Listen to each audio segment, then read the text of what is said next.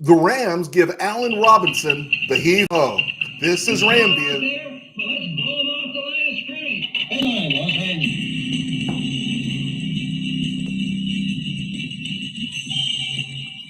Live from the Ram Cave, I'm Joe Terosian, and this is RamView, the April 19th, 2023 edition, brought to you by Kistler Law Firm. Injured in an auto accident? Need help? Got questions?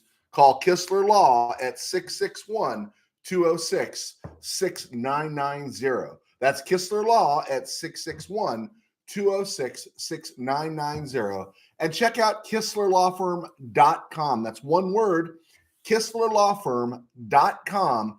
Kistler Law, they've been fighting for you since 92. And by Temple City Auto Repair. Having some auto issues? Get yourself some John and Henry at TempleCityAutoRepair.com. Okay.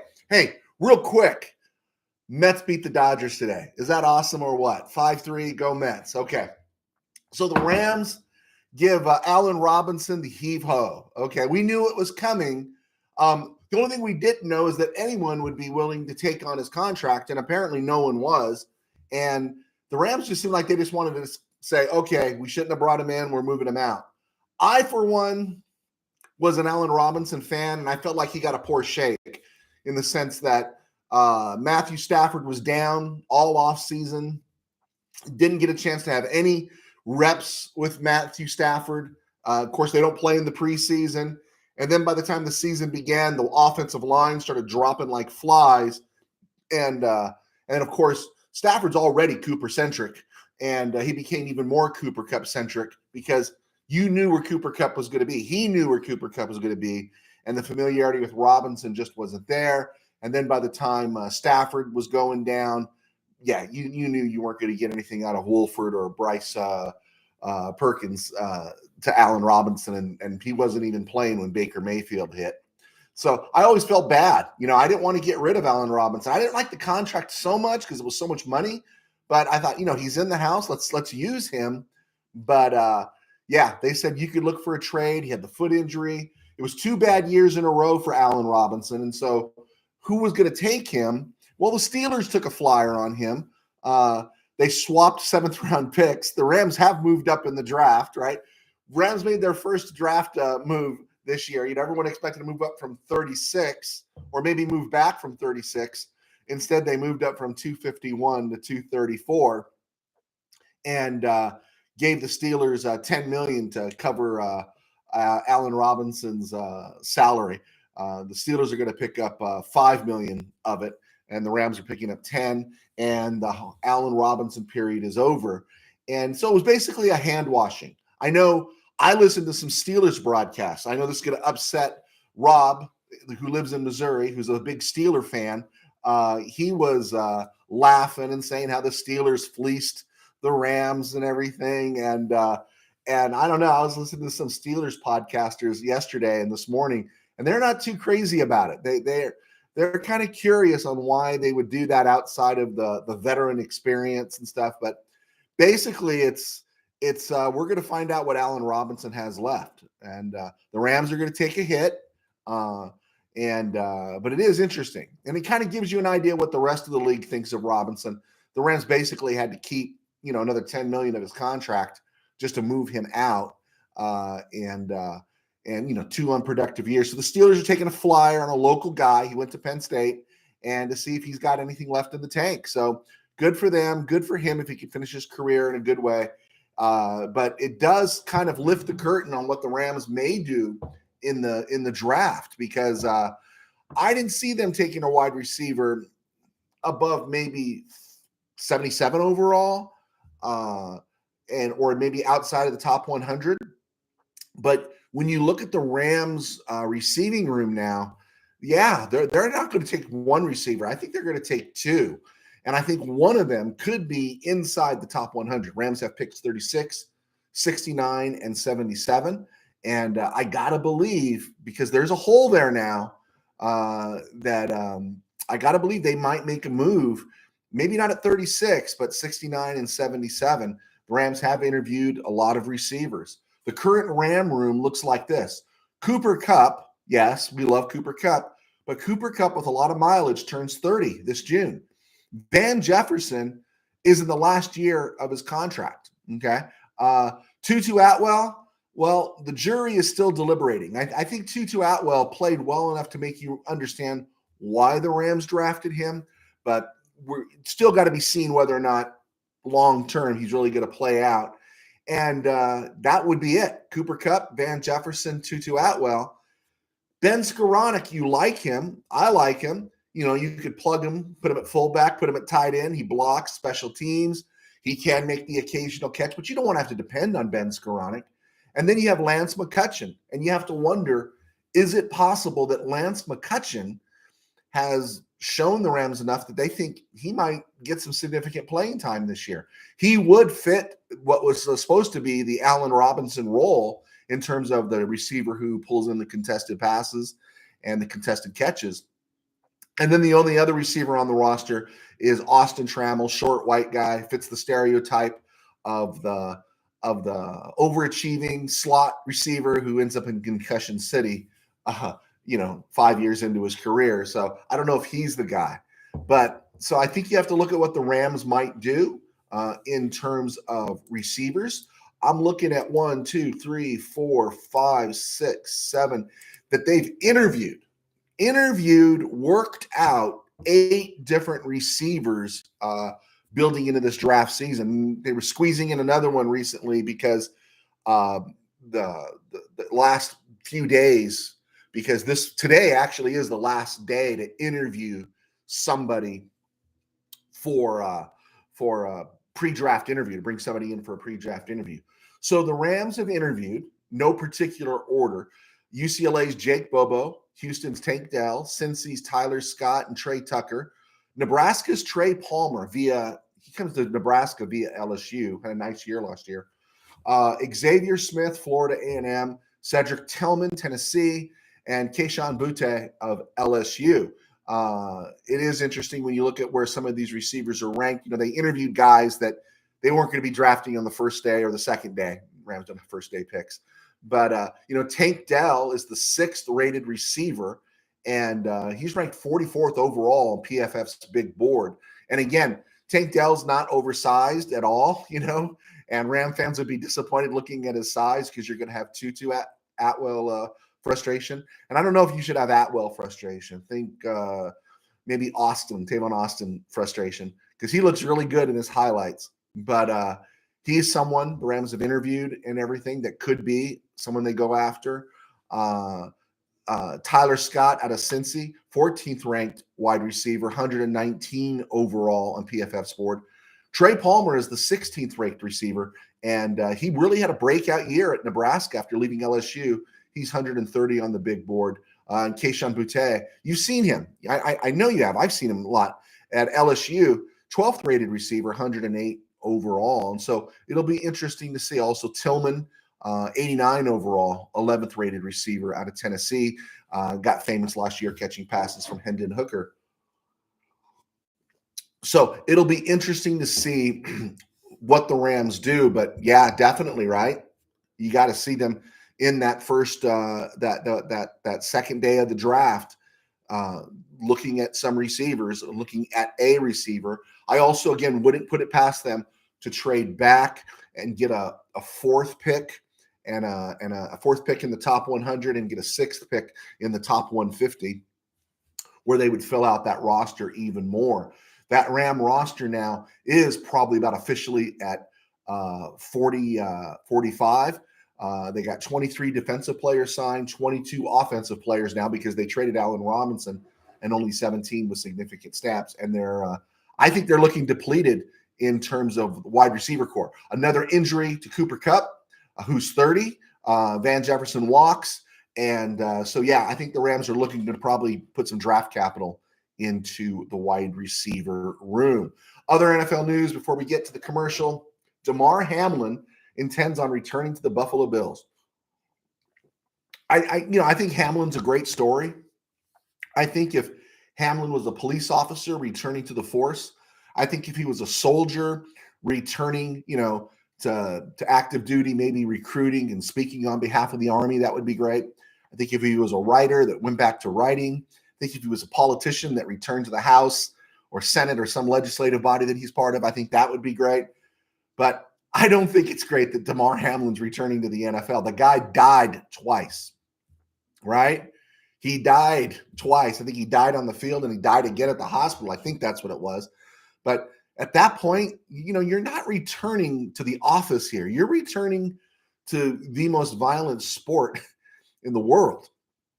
And I just don't get it. I mean, I understand, hey, it's great he's fulfilling his dream, and everyone will be all like, oh, what a great story of perseverance and what an inspiration and all that stuff. And then when the dude drops, everyone's going to start pointing like this. Whose fault is it? Whose fault is it? And maybe he won't drop. Maybe he won't. I don't want him to drop, but I'd like him to take his he's going to be financially secure, right? He's going to be financially secure for the rest of his life if he never plays again. And I know you only get a short window to play football, but I think his window closed when he died in Cincinnati, and he might want to think about trying something else. I have excellent news for Ram fans. Excellent news, in the backup quarterback market got a little bit smaller. The good news is Blain Gabbert is expected to sign with the Kansas City Chiefs. And if Blain Gabbert's with the Chiefs, that means Blain Gabbert is not an option for the Rams. So really, really good news for Ram fans there. And of course, Trey Lance, you knew this, but it's really kind of buzzing now because we're getting closer to the draft itself and the deals that are pending probably. That Trey Lance is clearly on the block. Frisco saying teams are contacting them. Yeah, sure, whatever. And the former front office guy in Frisco is at Tennessee now. Former DC at Frisco is now in Houston, and those would be kind of interesting landing spots. You keep hearing the buzz that Houston's not interested in CJ Stroud. I'd love to see the 49ers trade Trey Lance to Houston. Houston put Davis Mills on the block, and the Rams send a 2024 fourth rounder to Houston for Davis Mills. But I've made that argument before. But Trey Lance likely get traded. Sam Darnold's there. Brock Purdy's getting healthy. There's no room for Trey Lance, right? There's just no room. Excuse me. And so yeah. And then of course Lamar Jackson still hasn't signed. I really liked what Charles Barkley said about Lamar Jackson. He says, "Brother, you're playing with fire. You're playing with fire." And then I heard somebody else. I was on the road this morning. I don't know who was talking. They were talking about how the Bills signed Josh Allen to an early extension, and Allen and Lamar Jackson came in the league at the same time, and Lamar Jackson has made $41 million less than Josh Allen, and they were saying that's all in the past now. That's $41 million more that Josh Allen made than Lamar Jackson. Lamar Jackson's never going to make, and they were arguing. They said when the Bills gave that extension early to Josh Allen, that Lamar Jackson should have asked for the same contract. And I thought that was a great point. And Charles Barkley was saying that Lamar Jackson's playing with fire. And yeah, I thought that was interesting. Okay, so I'm Joe Terosian, and this is RamView, and I was a sports writer for 21 years. I was bounced around several different places, magazines, newspapers, websites. I was one of the founding members at Mid-Valley Sports with Tim and Dwayne and those guys and Andy, and those guys now cover the NFL, and they're covering the Chargers. I do RamView. And I write books. I'm looking at my books right now. You can find my books on Amazon. Joe Terosian, Torosian. I written a couple of high school football novels that were very well received and did well. You could check those out. And some other Christian fiction, some dystopian Christian fiction. And that speaks to what my day job is. My day job is I pastor a small church in Burbank. This is how I supplement my income.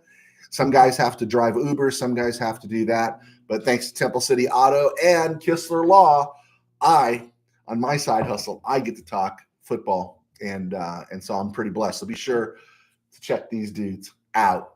And I think that's the commercial. I love saying I think that's the commercial because I think that's the commercial. All right. Check us out on Amazon. Check out my church at Burbank Faith Virtual right here on YouTube. The channel's here. And you can check us out at our website called Burbank Faith Virtual as well. Okay. Fun stuff here. Rams history. And I don't know why more podcasters don't do this. I don't know why they go dark for 3 weeks after the season, 4 weeks before the draft. We're just repeating same old stuff. To me, man, if you're a fan, there's just so much to talk about. And there's stuff that correlates and there's stuff that feeds and speaks into the present. And so I was looking at some Rams history. And on this date in 1936, Jack Pardee was born. Jack Pardee was a linebacker the Rams drafted out of Texas A&M in 1957. Second round, 14th overall. It was a smaller league in those days. And he was with the Rams from 57 through 70, 14 seasons. He busted his arm in 65, so he missed the whole season then. But he played every year, 57 through 70, as a starter. And then in the big George Allen, if you remember, what did they call that? The Allen's Redskins, they sent all those players where the Rams got draft choices, and they eventually took Dave Elmendorf and Isaiah Robertson. There was a title for that draft. And the Rams sent Jack Pardee, Dyron Talbert, and all those guys to the Redskins. And when Allen left the Rams, and Pardee played 2 years for the Redskins in 71 and 72, and actually appeared in a Super Bowl, his last game ever, in his 16th NFL season. So good for him. He went on to coach before passing away. He coached 12 years in the NFL with the Bears, the Skins, the Oilers, took the Oilers to the playoffs, actually took the Bears to the playoffs early in Walter Payton's career. Jack Pardee, he is a Ram who is completely forgotten. We give attention. Those weren't great teams, 57 through 65, 66, until George Allen got there. But, he was there, playing alongside the Fearsome Foursome and Maxie Bond, Ed Metter. And he was an integral part of the Rams, and he's kind of somewhat forgotten. Here's another interesting note. He was drafted by the Rams 14th overall, second round in the 1957 draft.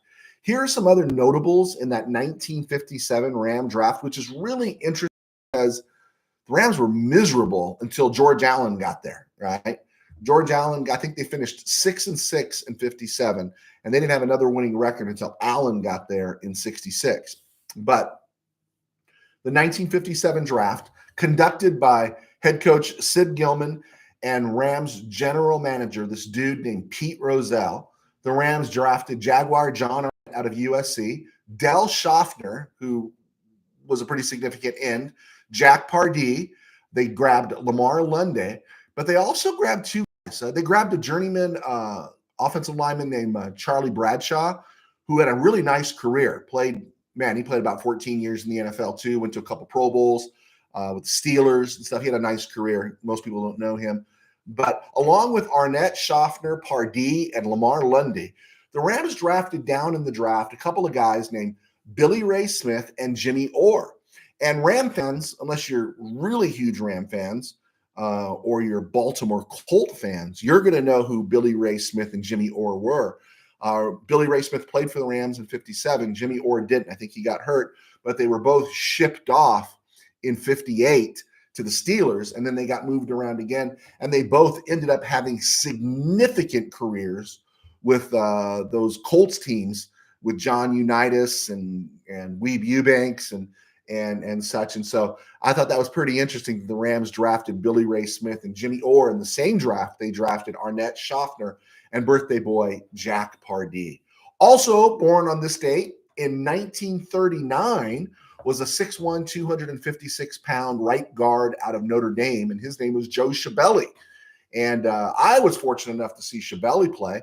The Rams drafted him 10th round, 130 overall in 1961. And Scibelli, out of a possible 210 games, played in 202. He started 193 of them, all at right guard. The only significant time he missed was the back half of the 1969 season and the playoffs. The Rams that year in 69 started 11-0, lost their last 3 regular season games, and then lost in the playoffs at Minnesota, a game they were actually up at halftime. And Scibelli was not there, right? Now you got to figure when you're running against the Purple People Eaters, Carl Eller, Jim Marshall, and a dude named Alan Page, you really could have used Joe Scibelli, and he wasn't there. But every other game of every other season he was for the Rams. He missed one game in 73. He was actually all-pro and in 73. But Joe Scibelli, he passed away in 1991 at the age of 52. Today is his birthday in 1939. Interesting about Scibelli, drafted 10th round, 1961. The head honchos that headed that draft for the Rams were a very average head coach named Bob Waterfield, who's a great player, but an average head coach, not very good head coach, but a pretty good GM in Elroy Crazy Legs Hirsch, who did a nice job for the Rams as a GM in terms of pulling in talent. Didn't do a great job hiring coaches, but he did a good job with the draft. In that 1961 draft, the one that the Rams drafted Joe Scibelli, they also drafted Marlon McKeever, Charlie Cowan, a decent defensive back named Bobby Smith who played at UCLA, and they drafted Scibelli and this guy named Deacon Jones. Can you imagine in one draft getting McKeever, Cowan, Scibelli, and Jones? And that's what the Rams did in 61. And it's just so funny. None of it really paid off until 66, until you got the right head coach in George Allen. Turning 51 today, born on this day in 1972, is a guy named Jeff Wilkins. If you're a Ram fan, it was during the dark years in St. Louis. But Jeff Wilkins was the Rams kicker from 97 through 2007, something there. And he spent 11 seasons with the Rams. He kicked 428 extra points. And you know how many he missed? One. He was 428 out of 429. Jeff Wilkins, one of the most consistent kickers in Ram history. Now, we remember Mike Lansford, who was a great kicker. And I remember Mike Lansford because he kicked us into the playoffs in 83. He was also a pretty good interview. We remember Zerline, Greg the Leg, right? Because he kicked us in the Super Bowl in New Orleans, right? And then we have nothing but love for Matt Gay when he did the last few years.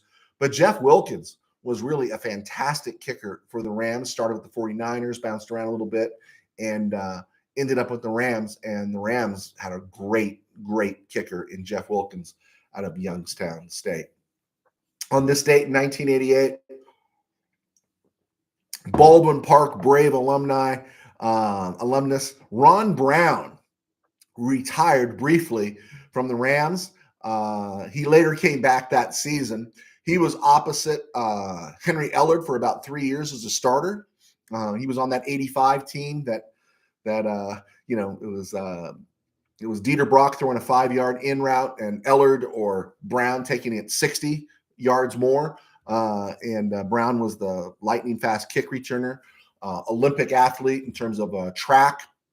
And in fact, on this date in 1988, he announced his retirement because he didn't like the contract squabbles with the Rams. And he said he was going to go back to track and field. He later came back. Also, it might have been an issue because by 88, the Rams had drafted Aaron Cox and Flipper Anderson. And Ron Brown, as athletic as he was not as skilled a receiver. We know Aaron Cox didn't turn out, but I think Flipper worked out okay. Brown returned to the Rams later that year, played with them in 89, was in Oakland, or with the Raiders in 90, not in Oakland, and then rounded out his career in 1991 returning kicks for the Rams. Speaking of kick returners and punt returners and bad dudes, on this date, 1998, on the second day of the draft, the Rams selected Az-Zahir Akeem out of San Diego State. He spent 4 seasons with the Rams as a third receiver. Great option behind Torrey Holt and Isaac Bruce.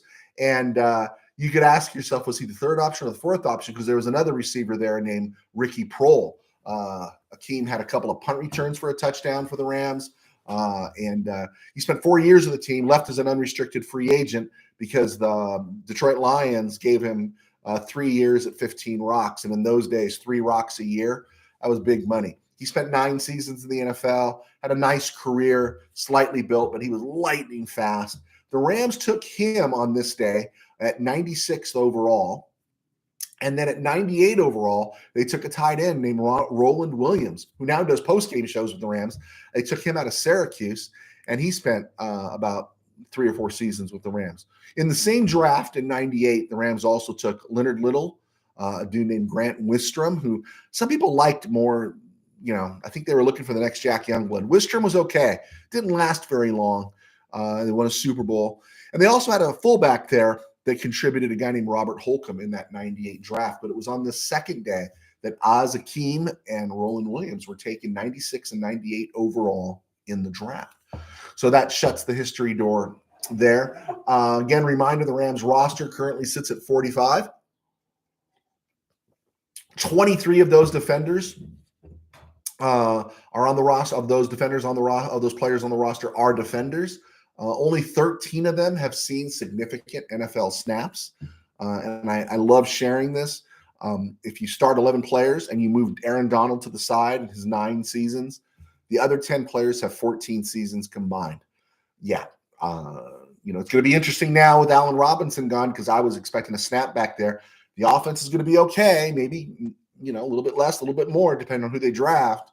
But the defense, man, right? It's really going to see. We're going to see what the Rams are going to do there.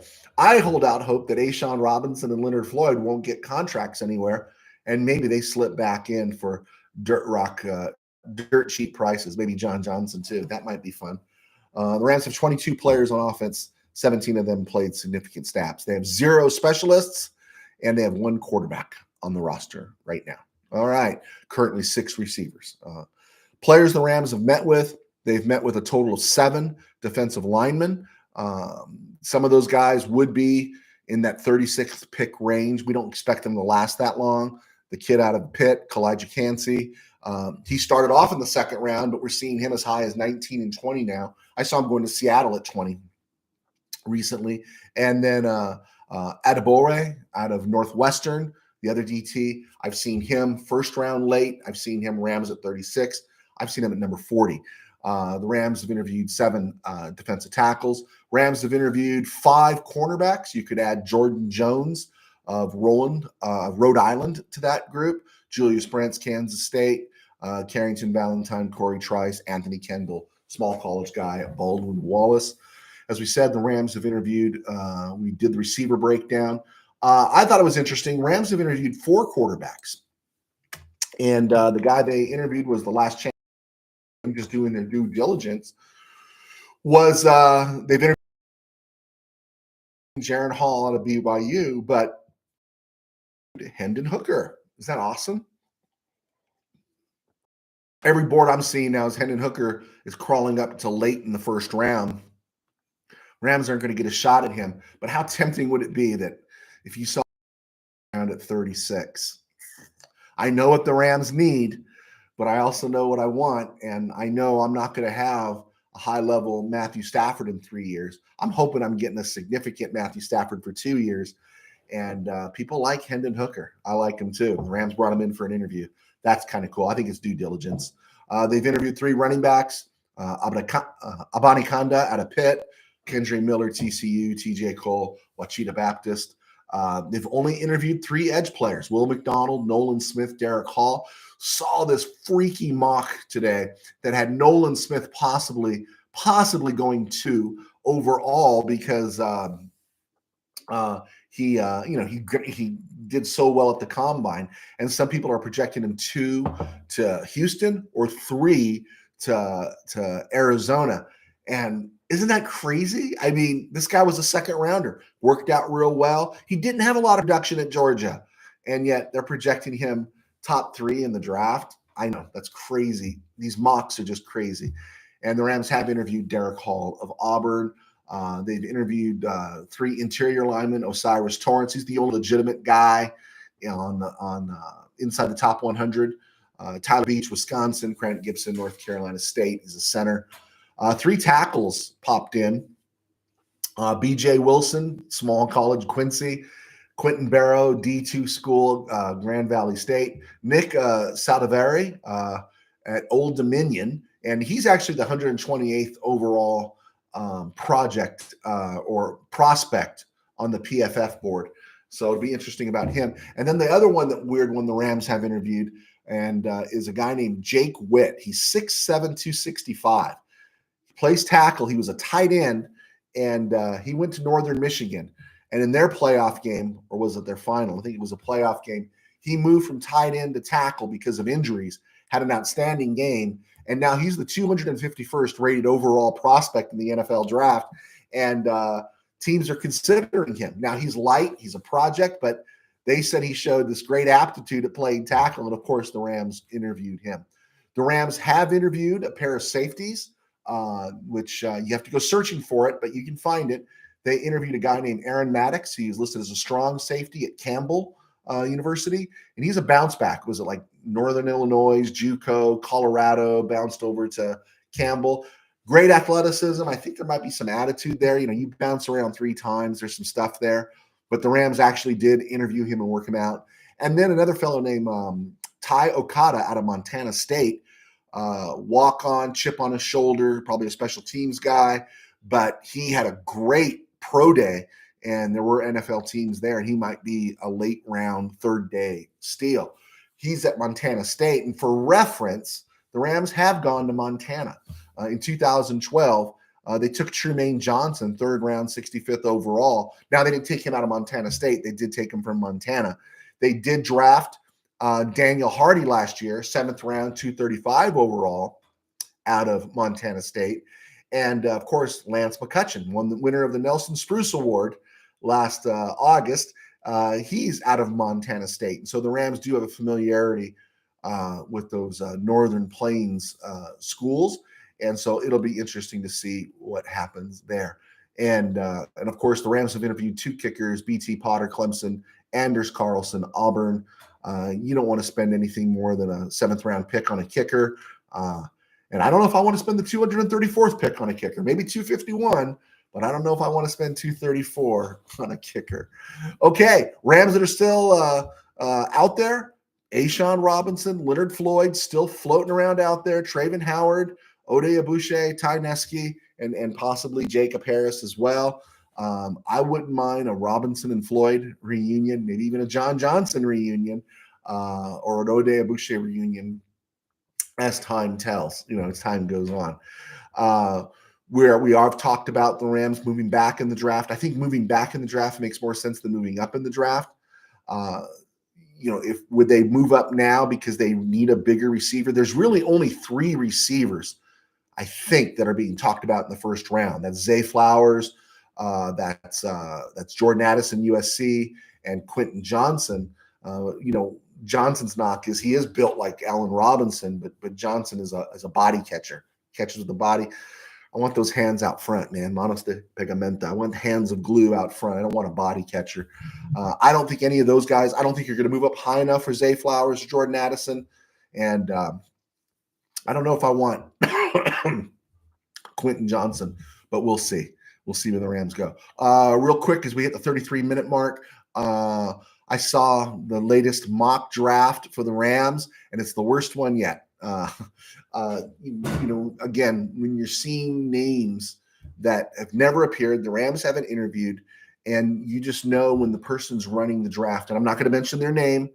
Maybe someone's having a bad day. When someone does a great draft, I'll mention it, but or someone posts a great story like we've mentioned with Cam DeSilva and others who've done great work. I'm not going to mention when somebody does a bad job. I don't want to embarrass them, but this mock draft was 7 rounds for the Rams. It had them taking a tackle, DeJuan Jones, out of Ohio State, nowhere near projected there. But what these mock draft simulators do, is they take the first name on the board and match it with a need. The first name on the board, match it with need, and then they draft and they get a good grade, right? And you got to be aware of those grades when you're doing those mock draft simulators, because they might give you a good grade, but they're not really hitting anything close to realistic. If somebody does a mock draft out there and the Rams are making 10 picks or 11 picks and people hit on 2 or 3 of them, then they've had a successful mock draft, especially with the Rams, because you never know who the Rams are going to be drafting, right? But this one had DeJuan Jones, tackle, Ohio State, and then coming back at 69 for a center, Luke Weipler, Ohio State. And I'm like, no edge, no wide receiver, no corner. Is anyone thinking out there, right? Are you really considering this? They finally, Darius Rush, a corner, South Carolina at 77. Chase Brown, running back at Illinois, 167. Nick Hampton, Appalachian State, edge at 171. At 177, Jordan McFadden, tackle, Clemson. Asim Richards, tackle, North Carolina. That's 3 tackles in the Rams. 1, 2, 3, 4, 5, 6, 7. First 8 picks, 3 tackles by the Rams. I just don't think they're thinking when they're doing this. They're getting the grade. Cameron Latu, tight end, Alabama. Kenny McIntosh, running back, Georgia. Lonnie Phelps, edge, Kansas. Ventrell Miller, linebacker, Florida. That's at 234 now as opposed to 51. And again, these mock drafts, you really want to find somebody that's investing the time. It does take a lot. They're fun to do. I might do one more where I seriously work on trading back. I want 6 picks in the top 150 for the Rams. I want 4 picks in the top 100. I think that would be suitable and appropriate because this roster is depleted. Let's go get the players you want and not get into a bidding war with undrafted free agents afterwards. Now, the Rams will have the advantage because their roster's depleted. People will say, oh, man, I want to go make that Ram roster because they don't have a lot of people signed. But, people are going to be bidding for their services. And I don't know. I might take a little more money if I'm an undrafted free agent to go someplace else than to go to the Rams. So I would get as many draft picks. I would trade back. I would trade back. I wouldn't go any lower than 50 with my second round pick, but more than 52, 53. But I would trade back and accumulate picks and see where it goes from there. All right. So we got this show in. Love talking Ram football. If you have any comments, likes, things you want to say, let me know. Love to talk. And please hit like, hit subscribe. Our numbers have gone up, and we could really, our numbers have gone up. Please subscribe, hit the alarm button up there, and be sure to check us out on Spotify. As I've said, a lot of folks on Spotify have said, get on Spotify. And we got on Spotify and butt kiss, man. So we want to thank our sponsors, Kistler Law, as well as Temple City Auto Repair. All right, folks, we're a week away. We'll be back on Friday. God bless. Take care and go Rams.